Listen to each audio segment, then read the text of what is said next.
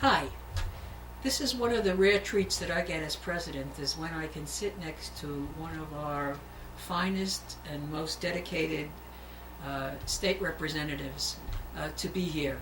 It's always important for us when our state senator, Senator Nan Rich, has the ability to come down and give us the input as to what went on in Tallahassee this year. And we know how hard and what kind of a fantastic state senator we have here in this district. And I am extraordinarily proud to sit next to her and to listen to some of the things that she has to report to us about this past legislative session and the future. So without much further ado, it is my honor to introduce you to the fabulous State Senator Nan Rich. Thank you so much. You're What a welcome. lovely introduction. Thank you, and I'm so It's glad. true. I appreciate that, and it's really good to be here. It's good to be out of Tallahassee, number one, and back home in my district with my constituents. But as you know, I have a special feeling about Hollybrook, and very active community. Really people care about what's going on, and I always held you up as an example after our terrible hurricane season a couple of years ago about the coordination and the way this community rallied around.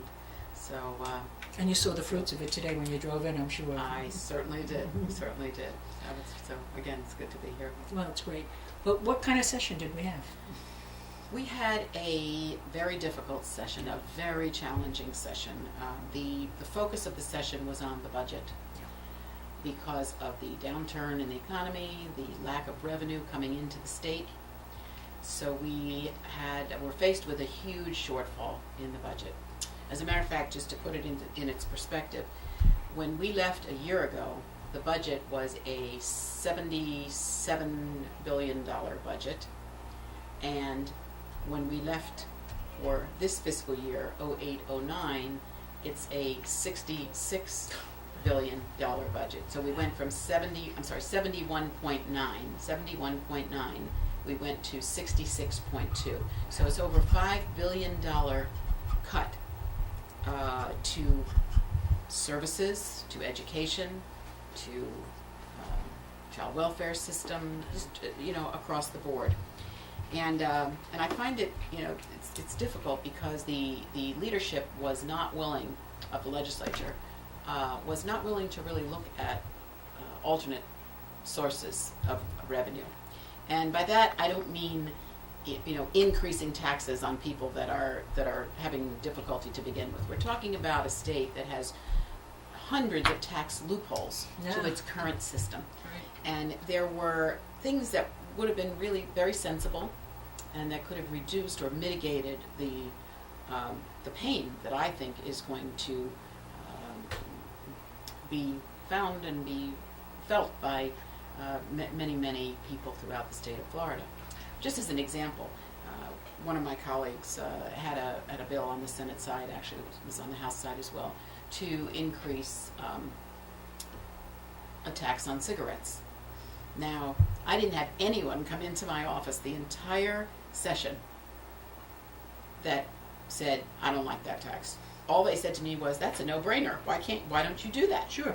And if we had done that, the estimates were that by increasing the tax $1 a pack, we're 6th lowest in the nation right now on cigarette taxes. Wow. So if we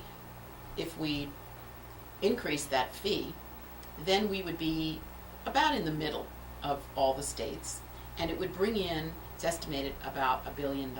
Wow. Now, $1 billion is what we cut out of Health and Human Services this year. So when you look at the cuts to our hospitals, to our nursing homes, to me, actually, that's probably the most egregious of the human service cuts, because we worked very hard. When I first got to the legislature in the first couple of years, we had a lot of problems with nursing homes, a lot of deaths, a lot of lawsuits, just, lack of quality of care. Right. And we passed a piece of legislation in 2001 that required staffing ratios to be 2.9 hours, staffing hours to be 2.9 hours a day.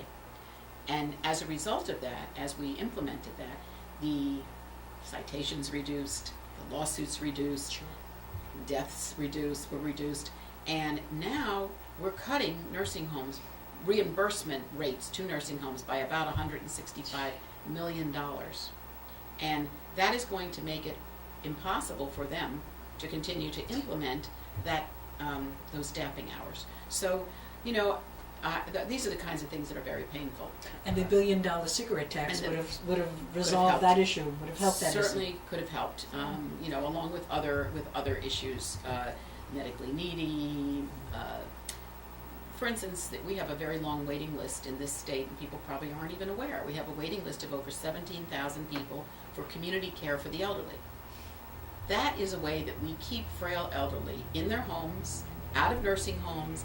It's obviously much more cost effective to do that Sure. than to put someone into a nursing home. Sure. But we haven't increased that in 10 years, and we reduced funding Wow.